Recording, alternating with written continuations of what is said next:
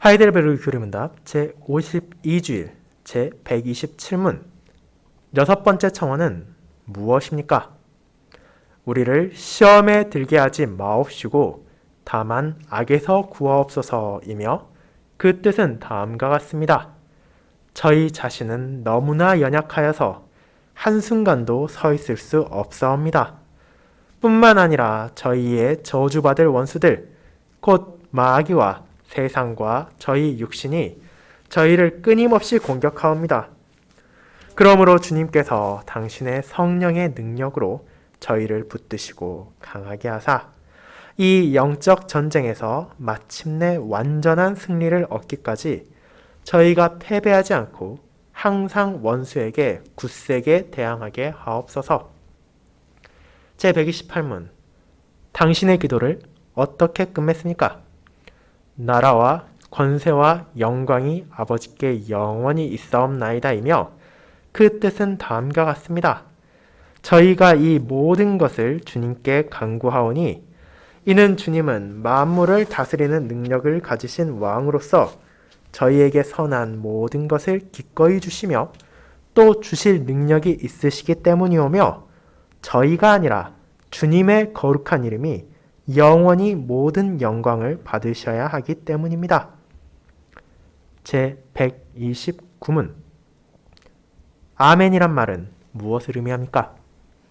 아멘이란 말은 참되고 확실하다는 뜻입니다.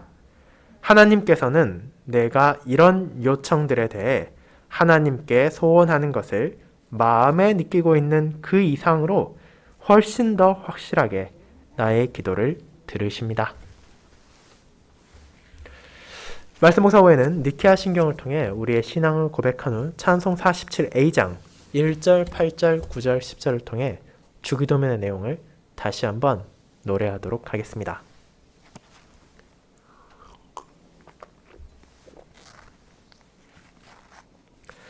사랑하는 주 예수 그리스도 안에 있는 형제 자매님들,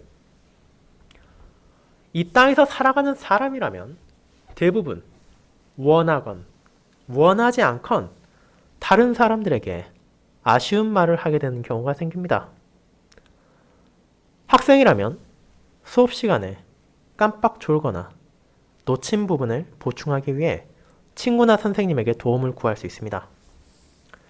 직장인이라면 자신이 실수한 업무에 대한 대응을 위하여 상사나 동료에게 조력을 요청할 수도 있습니다. 때로는 금전적인 문제가 생겨 가족이나 친지들에게 손을 벌리는 일이 생길 수도 있습니다. 우리가 살아가는 동안 마주하는 수많은 불확실과 위기를 생각한다면 누구의 도움도 받지 않고 혼자서만 고고하게 살아간다는 것은 불가능에 가깝다는 것을 누구나 인정할 수밖에 없을 것입니다. 그러나 우리가 그런 도움을 요청할 때라 하더라도 상황이 너무나 급박해 지푸라기라도 잡고 있다는 그런 심정이 아니라 아주 조금의 여유라도 생긴다면 조력을 요청하기에 앞서 최소한의 판단 기준을 세울 것입니다. 이 사람이 정말로 나에게 도움을 줄 능력이 있는지, 이 사람이 정말로 나의 힘이 되어줄 것인지를 생각한 뒤에야 행동으로 옮길 것입니다. 대학생이 어쩔 수 없는 사정이 생겨 강의에 출석하지 못한 후 그 수업의 내용을 따라가고자 한다면 최소한 그날 강의실에서 수업을 들은 동기를 찾아갈 것입니다. 회사원이 업무에 도움을 받고자 한다면 최소한 그와 비슷한 일을 경험해 본 적이 있거나 혹은 책임을 질 수 있는 위치에 있는 사람에게 나아가서 조력을 요청할 것입니다. 금전적인 어려움이 생긴 경우에도 자기보다 그래도 조금이라도 더 여유가 있고 더 살만한 사람에게 손을 벌리는 것이 일반적이지, 자기보다 더 힘들게 살아가고 더 쪼들리는 사람에게 찾아가는 경우는 아주 드물 것입니다. 왜냐하면 그렇게 해야 조금이라도 자신이 원하는 것을 얻을 확률이 높다는 것을 잘 알기 때문입니다. 시간을 쓰고 부끄러움을 무릅쓰며 아쉬운 말을 하는데 굳이 확률도 낮고 도움도 받지 못하는 상황을 우리는 마주하고 싶지 않을 것입니다. 그리고 이와 같은 인간의 본성은 우리가 드리는 기도에도 나타날 것입니다. 최소한 누군가가 교회에 다닌다면 그 사람은 높은 확률로 기도를 드릴 것입니다.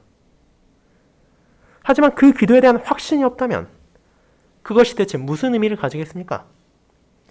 만약 아무리 열심히 기도를 드리고 시간을 내고 마음과 뜻을 모아서 하나님께 간구하다 하더라도 그 마음속에 이에 대한 확신이 없이 하나님께서 들어주시면 좋고 아니면 말고 이런 의구심으로만 가득 차 있다면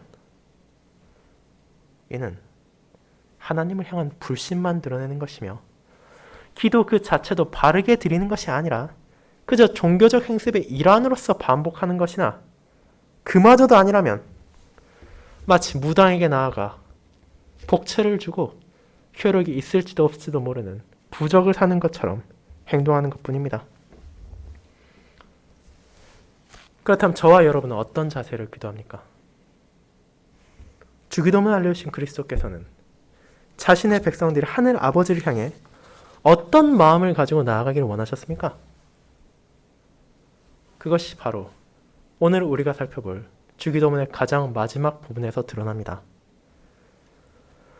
우리는 교림다 제52주일이 전해주는 기도하는 신자가 가지는 확신과 영원한 위로의 원천에 대해 확신으로 마치는 기도라는 제목으로 살펴볼 것입니다. 그리고 이를 확신을 가질 수 있는 하늘 아버지에 대한 두 진리를 알아봄으로써 함께 고백하도록 하겠습니다. 첫 번째, 우리의 기도에 응답하실 능력에 대한 확신을 알아보도록 합시다. 형제자매 여러분,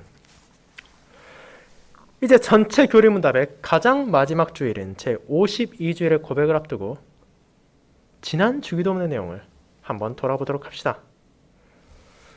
주기도문의 서원은 하나님과 우리의 관계를 하늘 아버지와 그분의 자녀로서 알려주므로 신자가 하나님을 향해 어떻게 기도를 드리고 자신의 필요를 구할 수 있는지를 알려주었습니다. 거기에 이어지는 첫 번째부터 세 번째 청원까지도 성도들이 기도를 통해서 자신의 필요를 구하기 앞서 먼저 무엇을 구해야 하는지를 바르게 인식하는 역할을 가지고 있었습니다. 성도는 자기 자신을 겸허히 낮추고 하나님께 나아갑니다. 비록 그분의 돌보심이 없다면 우리가 단 한순간도 서 있을 수 없다는 것을 알고 있지만 그렇기에 더더욱 우리가 기도를 드리는 대상인 하늘 아버지를 바르게 알고 우리 육체와 영혼의 모든 필요까지도 궁극적으로는 아버지의 뜻에 따라 살아가기 위한 것임을 고백합니다. 그래서 신자는 먼저 이 거룩하신 아버지를 우리가 바르게 알고 우리를 둘러싼 세상이 바르게 알아 그분께 합당한 영광을 돌리기를 구합니다. 그리고 그분의 통치 가운데 이 땅에서 살아감으로 불평과 불만을 입에서 멈추고 아버지의 나라에 임할 영광과 참된 공의를 구합니다. 마지막으로 아버지의 뜻만이 온전함을 기억함으로 내 뜻대로 내 마음대로 이 땅에서 살아가는 것이 아니라 하늘의 천사들 같이 하늘 아버지의 뜻에 따라 그분께서 우리에게 주신 직분과 소명을 자발적이며 신실하게 감당할 수 있는 힘과 지혜를 주시길 간구합니다. 이를 통해 우리는 신자가 기도를 드리는 순간에도 우리 자신만을 생각하는 것이 아니라 먼저 아버지의 영광과 아버지의 나라와 아버지의 뜻을 구하는 자세를 드러내야 한다는 것을 고백한 것입니다. 그와 같이 아버지의 이름, 아버지의 나라, 아버지의 뜻을 구한 신자는 이제 이어지는 네 번째부터 여섯 번째 청원을 통해 자신의 필요를 아버지께 구합니다.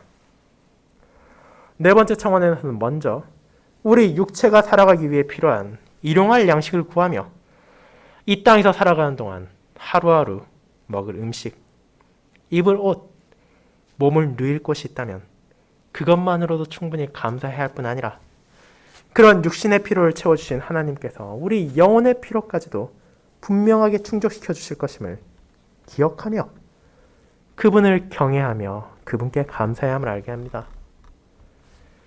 육체의 필요와 영혼의 필요를 구분해서 각각 다른 곳에서 찾는 것이 아니라 그 모든 것이 오직 하늘 아버지의 손길에서만 주어지며 그분 밖에서는 결코 구할 수 없다는 것을 우리는 이 기도를 통해 고백하는 것입니다. 하지만 사람이 살아가는 데 필요한 것이 일용할 양식뿐이겠습니까? 물론 그것은 우리가 가장 쉽게 체감할 수 있는 것입니다. 우리가 한 끼만 식사를 굶으면 우리 몸은 배고프다는 신호를 보낼 것이고, 추운 날씨에 몸을 보호할 적합한 옷이 없다면 금방 질병에 걸릴 것이며, 우리가 누워 잠을 청할 곳이 없다면 피로가 온몸을 뒤덮을 것입니다. 그러나 그와 같은 모든 육체적 필요가 중요한 만큼 우리에게 중요한 영혼의 필요가 있음을 기억해야 합니다. 그것이 바로 5번째 청원이 말하는 죄 용서의 은혜였습니다. 이 기도는 먼저 우리에게 죄 지은 자를 향한 용서를 언급합니다. 주님께서는 하나님의 자녀들이 왜 형제와 자매들을 용서해야 하는지를 알려주십니다. 그것은 바로 서로가 서로에게 걸림돌이 되어 죄를 향해 넘어뜨리지 않게 하기 위함이었습니다. 누가 우리에게 잘못을 범했을 때 신자는 분명 그것을 간과해서는 안 됩니다. 하나님의 공의에 비춰보았을 때 왜 그것이 잘못된 것인지를 바르게 경고해야 하며 이를 통해 그가 동일한 죄악을 반복하지 않도록 권면해야 할 필요가 있습니다. 하지만 하나님의 은혜로 그들이 진정으로 회개하고 우리에게 용서를 구한다면 그들을 기꺼이 용서할 줄 알아야 합니다. 하루에 7번만이 아니라 7번씩 70번이라 할지라도 참된 회개를 보이는 자들을 우리는 기꺼이 받아들이고 그들을 용서함으로써 우리 자신도 복수와 증오라는 악에 빠지지 않고 형제와 자매가 자괴감과 한탄으로 잘못된 길을 나아가지 않도록 하는 자세가 우리들에게 요구되었습니다. 그리고 이를 드러내는 것까지도 사람의 능력만으로 가능한 것이 아니라 오직 하나님의 우리에게 베푸신 은혜의 증거로만 가능한 것입니다. 하나님의 은혜가 아니었다면 이 땅에서 아무리 거룩해 보이는 성도라 하더라도 여전히 자신의 죄된 본성과 자신을 둘러싼 사회의 풍조에 따라 남을 용서하지 않고 그 상황을 이용해서 자신의 이득을 추구하고 잔인한 복수의 쾌감을 느끼고자 할 것입니다. 하지만 하나님께서는 그런 우리가 받은 은혜가 무엇인지를 기억하게 하십니다. 우리는 너무도 큰 구속의 은혜를 받았습니다. 우리가 결코 갚을 수 없는 빚과 대가를 치를 수 없는 죄에 대한 모든 것을 사랑하는 독생자 예수 그리스도의 공로로 베풀어 주셨으며 자신의 백성들이 더 이상 죄의 족쇄에 묶여 살지 않도록 자신의 영이신 성령 하나님을 통해 우리를 거듭나게 하시고 또 지금 이 순간에도 계속해서 우리의 길을 인도해 주시기 때문입니다. 그렇게 오직 그분의 은혜로 말미암아 신자는 자신의 연약함에도 불구하고 자신의 완악함에도 불구하고 자신을 둘러싼 세상의 타락과 부패에도 불구하고 형제와 자매를 전심으로 용서할 수 있습니다. 하나님께서 이미 베푸신 놀라운 용서 안에서 부족하지만 여전히 그분의 용서와 비하자면 너무나 부족하고 부족하지만 그럼에도 그분의 용서를 반영하여 이 세상에 하나님의 자녀로서의 삶을 드러낼 수 있는 것입니다. 그러나 종이 마땅히 해야 할 일을 했다고 해서 그 주인에게 대가를 요구할 수 없는 것처럼 그와 같은 용서를 하더라도 오직 하나님께서 이미 베푸시고 치르신 은혜에 대해 신자가 마땅히 드러내야 할 삶이기에 예수님께서는 이 용서를 무익한 종으로서 마땅히 행해야 하는 것임을 기억하게 하셨습니다. 그리함으로 혹여라도 우리 안에 자라날 수 있는 그와 같은 용서를 공로로 생각하여 교만한 마음이 싹트지 않도록 하시며 우리에게 주어진 소명을 삶 가운데 증거할 수 있기 위해서는 끊임없이 하나님의 은혜를 구하고 또 구해야 한다는 것을 알려주신 것입니다. 그것이 바로 우리가 결코 멈출 수 없는 5번째 청원을 통해 고백한 죄 용서에 대한 간구였습니다. 이제 우리는 그 모든 간구에 이어지는 6번째 청원, 주기도문을 통해 하나님께 드리는 마지막 기도를 보게 됩니다. 이는 다음과 같습니다. 우리를 시험에 들게 하지 마옵시고 다만 악에서 구하옵소서. 이 청원을 드려야 하는 이유가 무엇입니까? 여러분이 자기 자신을 바르게 바라본다면, 우리를 둘러싼 세상을 바르게 인식한다면 그 이유를 너무나 쉽게 알 수 있습니다. 이는 우리의 연약함과 직결되어 있습니다. 주님께서는 요한복음 15장에서 포도나무와 가지의 비유를 통해 자신의 백성들이 얼마나 취약한 존재임을 알려주셨습니다. 물론 우리는 그것을 쉽게 인정하고 싶지 않을 것입니다. 대부분의 사람들은 가능한 남의 도움을 구하지 않고 자기 힘으로 살아가고 싶어 할 것이며 이를 위해 최대한 자신의 능력을 여러 방면에서 성장시키려 할 것입니다. 비록 그 자체가 나쁜 마음을 가지지 않았다곤 하더라도 그것을 통해 스스로 살 수 있다 생각하는 것은 교만함의 발로라는 것을 예수님은 알려주셨습니다. 주님의 비유를 생각해 보시기 바랍니다. 포도나무 가지가 아무리 싱싱해 보이고 그 가지에 수많은 열매들이 아름답게 맺힌다 하더라도 그 모든 것이 가능하게 된 양분 자체는 가지가 아니라 그 나무에서 나오는 것입니다. 아무리 생기가 넘치는 가지를 하더라도 그것을 나무에서 잘라내면 순식간에 그 빛을 잃고 말라 비틀어지게 되는 것처럼 신자가 아무리 이 땅에서 신실히 살아가는 것처럼 보일지언정 그런 자기 자신의 능력을 취하고 현실에 안주하기 시작하여 주님에게서 멀어진다면 그 앞에 기다리는 것은 모든 것을 잃을 파멸뿐일 것입니다. 심지어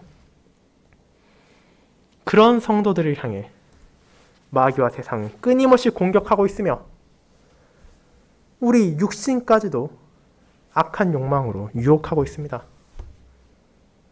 그렇게 우리가 결코 피할 수 없는 영적 전쟁에서 패배하지 않고 살아남으며 승리를 얻기 위해서는 하나님의 은혜가 너무도 절실히 필요합니다.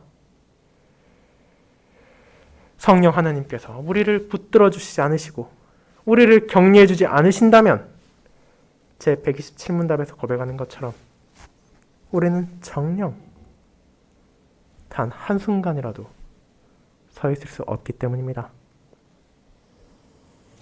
그래서 우리는 6번째 청원을 계속해서 드려야 합니다.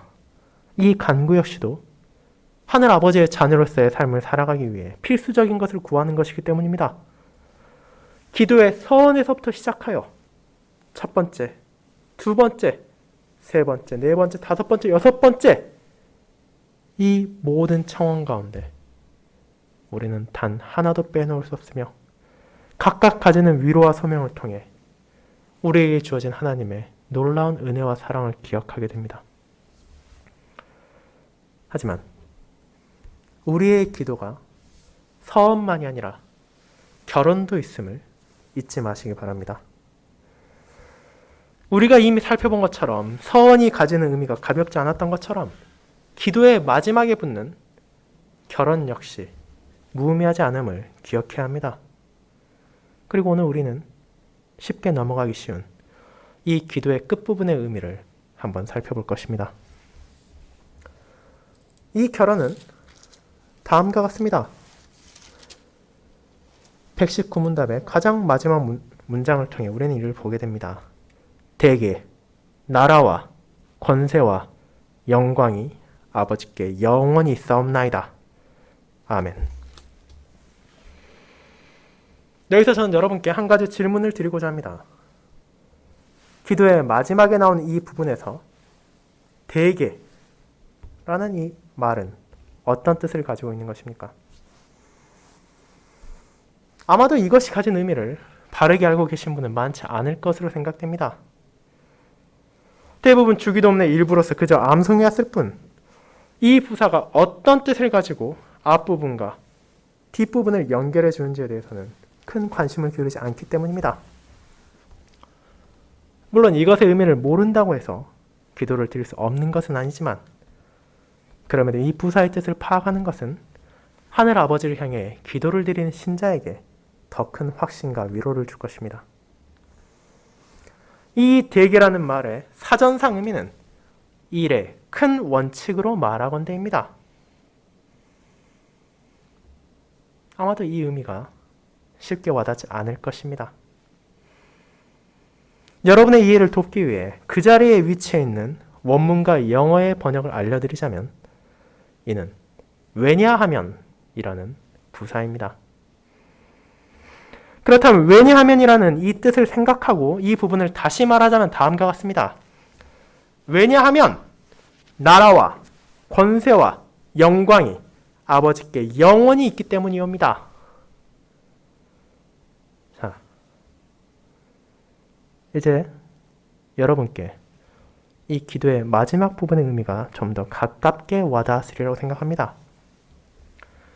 분명 우리가 주님께서 가르쳐 주신 기도의 청원의 내용들을 하나하나씩 생각해 본다면 그중 단 하나도 가벼운 것이 없음을 깨닫게 됩니다.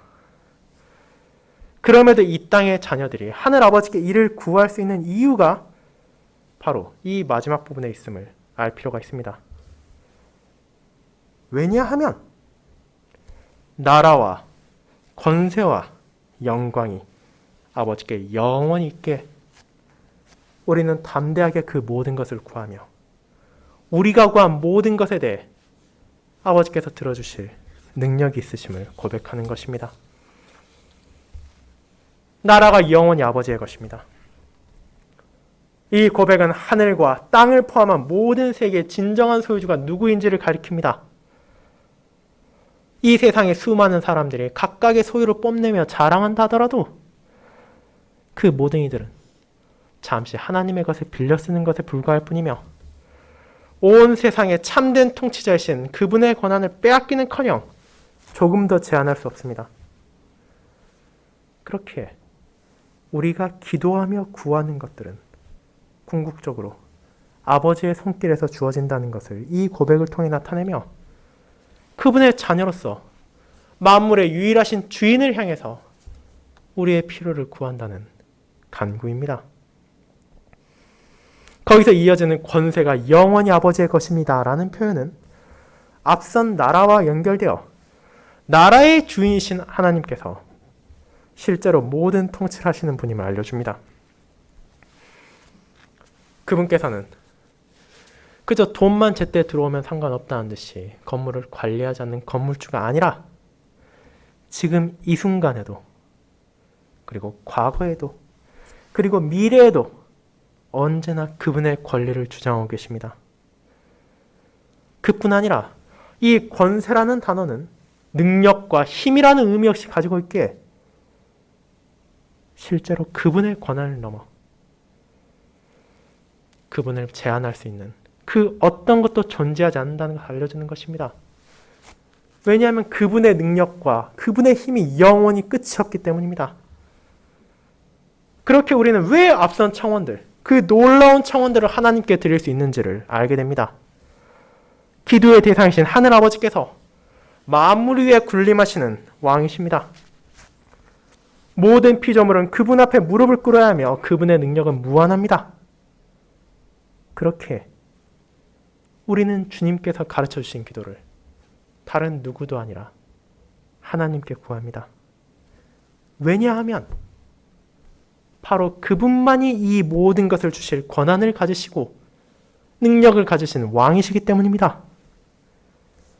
비록 우리가 드리는 간구의 내용들이 이 세상에 어떤 사람도 줄 수 없는 놀라운 것이며 이 땅의 어느 곳에서도 발견할 수 없는 경이로운 것이라 하더라도 하나님께서 원하신다면 그 어떤 것도 불가능하지 않습니다. 그렇게 우리가 하늘 아버지를 향해 이 모든 것을 구하는 것은 너무나 자연스러운 것입니다. 왜냐하면 애초에 그분을 제외하고는 그 누구도 이를 들어줄 수 없기 때문입니다. 하지만 우리의 기도가 거기서 끝나지 않습니다. 우리는 마지막으로 영광이 영원히 아버지의 것입니다 라고 말합니다. 이 기도는 우리가 기도를 드리는 목적으로 다시 한번 돌아갑니다. 우리가 하나님께 간구를 드리는 이유가 무엇입니까? 분명 이 땅에서 그분의 자녀로서 살아가는 데 필요한 것들을 구하는 것은 중요한 이유입니다. 하지만 그런 필요까지도 궁극적으로는 나 자신의 영광을 위해서가 아니라 아버지의 영광을 위한 것임을 기도의 마지막에 우리는 다시 한번 고백합니다. 우리는 부족한 자녀로서 거룩하신 하늘 아버지의 뜻에 따라 살아가기 위해 기도합니다. 앞선 모든 창원들은 결국 그분께 받당한, 그분께로 향하는 영광을 위하여 구하는 것입니다. 우리가 기도를 드림을 통해 진정으로 구하는 것은 내가 원하고 내가 가지고 싶고 내가 하고 싶은 것이 아니라 우리의 위대하신 아버지의 뜻에 따라 그분의 뜻을 구하고 그분의 영광을 구하며 그분께서 알려주신 삶을 살아가기 위해 필요한 것들입니다. 그리고 그를 위해 필요한 것들이 연약한 우리에게, 완악한 우리에게 너무도 많기에 우리는 끊임없이 간구할 뿐입니다. 자, 그래서 우리는 다시 한번 왜냐하면의 의미를 들릴 수 있습니다. 신자가 이미 첫 번째 청원에서 살펴본 것처럼 모든 영광을 받으셔야 합당한 아버지의 비추어 보았을 때 저와 여러분 모두 너무도 부족한 존재입니다. 우리는 자신의 잘못으로 그분의 이름을 더럽힐 때가 허다하며 그분을 향한 찬송을 바르게 드리지 못할 때도 있습니다. 그런 우리가 아버지의 영광을 위해 살아가기 위해서는 아버지께 자비를 구할 수밖에 없으며 이를 구하지 않는다면 오히려 아버지를 바르게 신뢰하지 않는 것이기에 청령 아버지께 영광을 돌리기 위해 살아가기를 바라지 않는다는 것을 드러내는 것입니다. 그렇게 우리는 거룩하신 하늘 아버지의 영광을 위해 이 모든 기도를 멈추지 않고 드릴 수밖에 없습니다. 왜냐하면 그분만이 이 모든 기도에 응답하실 수 있는 능력을 가지고 계시며 우리가 나 자신의 영광을 위해서가 아니라 아버지의 영광을 위해서 이 기도를 드린다는 것을 통해 우리가 진정 하나님의 자녀로 살아가기 위해 필요한 것을 구하는 것임을 아버지께 간구하는 것이기 때문입니다. 사랑하는 형제자매 여러분, 그것이 바로 주님께서 우리에게 전해주신 기도를 드리는 자녀들의 자세이자 확신입니다. 그 어떤 신자를 하더라도 자기 자신의 능력만을 의지하며 살아가고자 한다면 하늘 아버지의 자녀로서 합당한 삶을 살 수 없습니다. 그런 마음을 가지고는 얼마 지나지 않아 자신이 나날이 그분의 이름을 더럽히고 그분의 영광에 먹칠을 할 뿐이라는 것을 깨닫게 될 것입니다. 그렇게 하늘 아버지께 간구를 드리는 것은 너무도 합당한 것입니다. 우리는 아버지의 자녀로서 살아가기 위해 필요한 것을 어디에서 구할 수 있는지를 알고 있습니다. 나라와 권세를 영원히 가지고 계신 하나님께서는 우리의 필요가 무엇이라 하더라도 들어줄 수 있는 능력을 가지고 있기 때문입니다. 이 땅의 권력자가 그분의 앞길을 막을 수 없으며 세상의 권세가 그분의 계획을 방해할 수 없을 뿐 아니라 심지어 우리가 보았을 때 너무도 강하여 결코 대적할 수 없는 것처럼 보이는 마귀의 세력이라 하더라도 아버지의 뜻을 무너뜨릴 수 없습니다.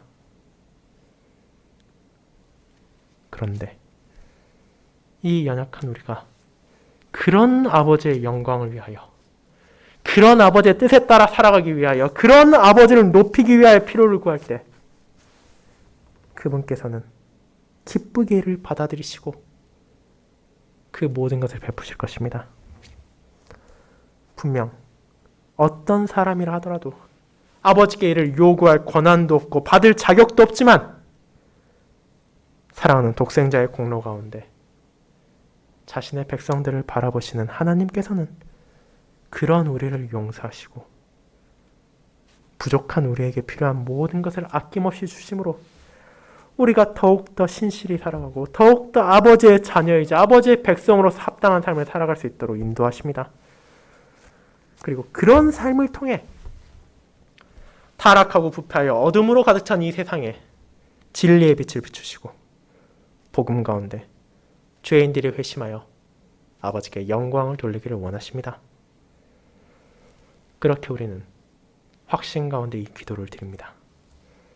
왜냐하면 그분께서 이를 들어주실 모든 권세를 가지고 있을 뿐 아니라 그분의 영광을 위하여 구하는 모든 자녀들에게 기꺼이 응답하시는 유일하신 분이기 때문입니다. 그리고 이것을 이어지는 두 번째 부분에서 다시 살펴보도록 하겠습니다.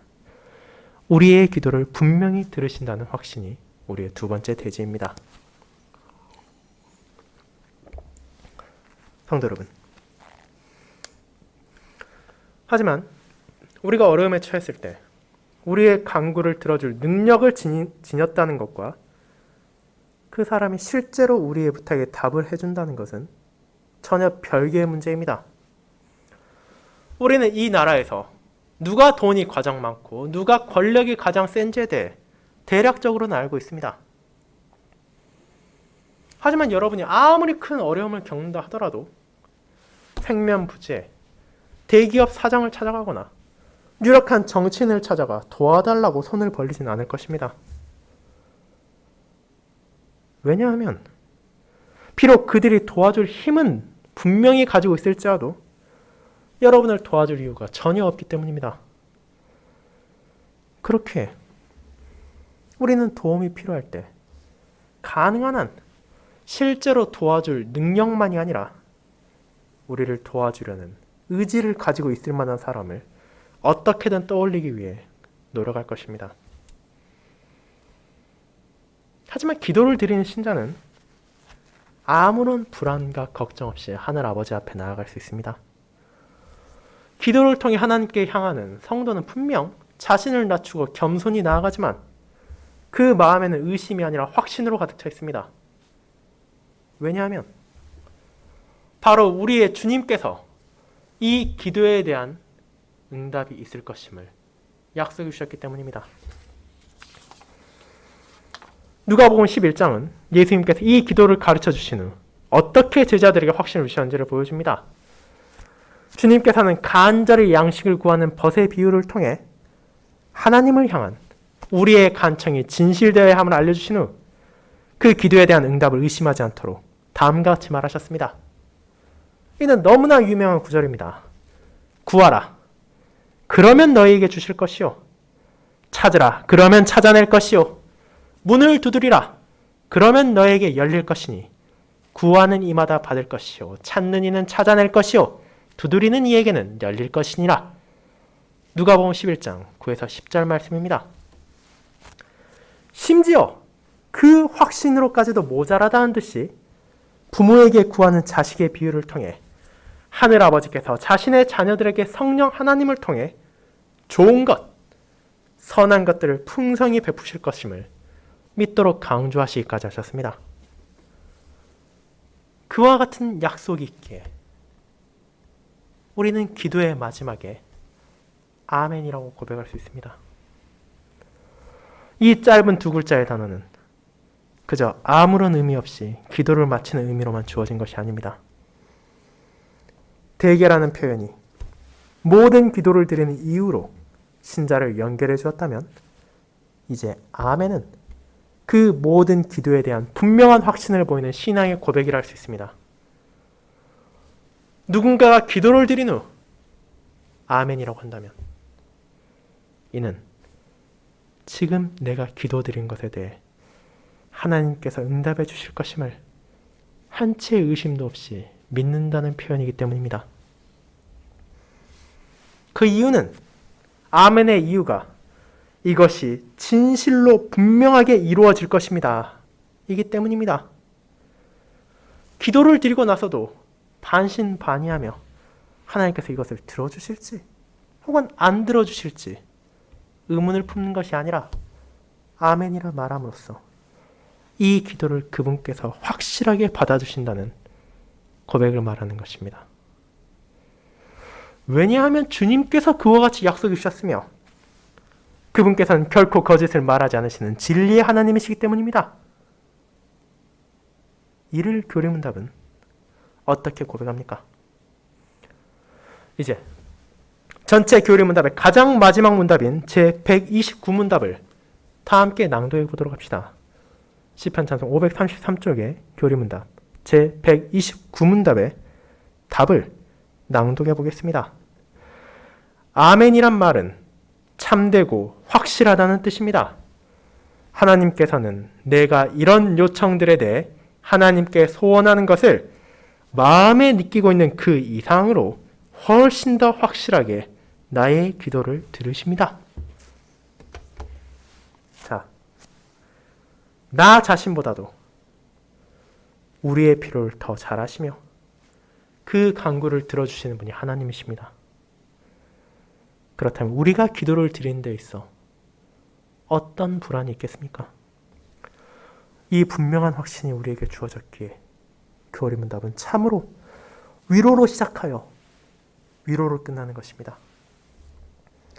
그것이 바로 오늘 교리문답에 앞서 읽은 야고보의 서신에서 나타나는 것이기도 합니다. 그가 무엇이라고 말합니까? 너희 중에 누구든지 지혜가 부족하거든 모든 사람에게 후히 주시고 꾸짖지 아니하시는 하나님께 구하라. 그리하면 주시리라. 오직 믿음으로 구하고 조금도 의심하지 말라. 의심하는 자는 마치 바람에 밀려 요동하는 바다 물결 같으니 이런 사람은 무엇이든지 주께 얻기를 생각하지 말라. 두 마음을 품어 모든 일에 정함이 없는 자로다. 야고보서 1장 5에서 8절입니다. 그는 연약하고 나약한 신자들에 대해 너무나 잘 알고 있었습니다. 그러나 그런 부족함에도 불구하고 좌절하지 말고 끊임없이 아버지께 나아갈 것을 권고하는 것입니다. 독생자의 공로로 말미암아 하나님께서 우리의 모든 필요를 채워주시고 너희의 간구를 들어주실 것이기에 분명한 확신을 가지고 그분께 기도드리라고 말합니다. 두 마음을 품어 하나님과 세상을 저울질하며 멸망으로 나아가지 말고 온전한 진리 가운데 확고한 믿음을 가지고 아버지께로 향한다면 그분께서 너희의 모든 부족함을 아낌없이 채워주실 것임을 선포한 것입니다. 그렇게 이 위로의 확신은 진실로 놀랍고 감격스럽습니다. 하지만 이를 붙잡기 전 마지막으로 우리가 기억해야 할 것이 있습니다. 이는 바로 우리의 어떤 기도에나 아멘만 붙이면 될 것이라는 잘못된 생각을 가져서는 안 된다는 것입니다. 우리가 알다시피 세상의 많은 신자들이 기도를 남용하고 하나님의 뜻이 아니라 자신의 개인적인 욕망, 정치적인 욕망, 물질적인 욕망과 이기심을 위하여 그분을 향해 기도하고도 아멘이라고 당당히 외치는 것을 볼 수 있습니다. 때로는 신자로서 결코 구해서는 안 되는 것을 구하면서도 이것이 분명 이루어질 것이라고 흔들림 없는 확신을 가진 이들까지도 있습니다. 하지만 주님께서 제자들에게 확신을 주실 때 사용한 아버지의 비유는 그들이 아무리 아멘을 목청 높여 외친들 결코 응답받지 못하는 것도 있다는 사실을 알게 합니다. 생선을 달라 하는데 뱀을 주며 알을 달라 하는데 정갈을 주는 아버지가 없는 것을 잘 생각해 본다면 선한 아버지라면 자신의 자녀들이 아무리 독을 달라고 외치고 저주를 내려달라고 소리친다 하더라도 결코 그것에 응답하지 않을 것이기 때문입니다. 하나님께서는 우리의 필요가 무엇인지를 우리 자신보다 더 잘 아시기에 사람이 아무리 욕망에 휩쓸려서 무언가를 끊임없이 강구하고 갈망한다 하더라도 그것이 그분의 자녀로서의 삶에 필요한 것이 아니라면 주시지 않을 것이며, 정녕 필요한 것이라면 우리가 깨닫지 못한다 하더라도 분명하게 주실 것입니다. 사랑하는 성도 여러분, 이제 우리는 교리응답의 전체 52주일에 어떤 의미를 가져온지를 다시 한번 돌아볼 수 있었습니다. 지난 한 해와 올해는 분명 저와 여러분 모두에게 결코 쉽지 않았던 시기입니다. 우리는 끊임없는 어려움을 마주했으며 그동안 경험하지 못했던 고난을 경험해야 했습니다.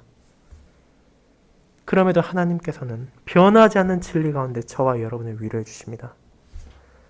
살아서나 죽어서나 당신의 유일한 위로는 무엇입니까? 라는 대담한 질문으로 시작한 교리문답은 이제 그 모든 위로에 대한 분명한 확신을 가지고 끝을 맺습니다. 주님께서 알려주신 기도가 우리에게 얼마나 큰 위로를 주는지, 이 기도를 우리가 왜 드리는지와 이 기도에 대한 분명한 응답에 대한 확신을 고백함으로 우리는 어떤 시기에도 가질 수 있는 변하지 않는 위로를 붙잡을 수 있습니다. 어느덧 한 달 반이라는 세월이 지나간 2021년의 남은 기간에도 분명 우리는 흔들릴 때도 있을 것이며 눈물을 흘리며 슬퍼할 때가 찾아올 수도 있습니다. 우리 자신이 얼마나 연약한지를 뼈저리게 경험한 순간들이 찾아오고 또 찾아올 것입니다. 하지만 그럼에도 우리에게 주어진 위로가 있음을 잊지 마시기 바랍니다. 힘들고 괴로울 때 우리가 나아갈 수 있는 피난처가 있음을 기억하시기 바랍니다. 그분께서 주신 믿음의 선물을 받아들여 오직 정한 마음으로 그분을 향해 나아갈 때 우리는 세상의 그 무엇도, 마귀의 그 어떤 공격도, 심지어 우리 육신의 죄악된 욕망까지도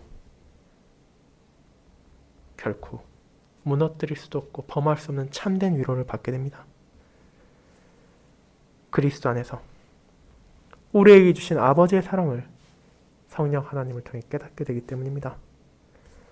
그리고 그 성령님의 역사하심을 우리는 계속해서 아버지를 향해 간구하고 이 위로의 은혜를 더더욱 누리게 될 것입니다.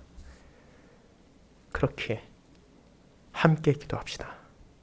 이 놀라운 사랑을 베푸신 나라와 권세와 영광을 영원히 가지신 아버지께 겸손히 나아가며 그분께서 우리의 기도를 들으신다는 확신을 아멘이라는 고백과 함께 되새기며 하나님의 응답으로 성장해가는 믿음 가운데 이번 한 주도 그분의 소유된 자로 기도를 드리고 변하지 않는 위로 가운데 영적 싸움을 이어가도록 합시다. 아멘.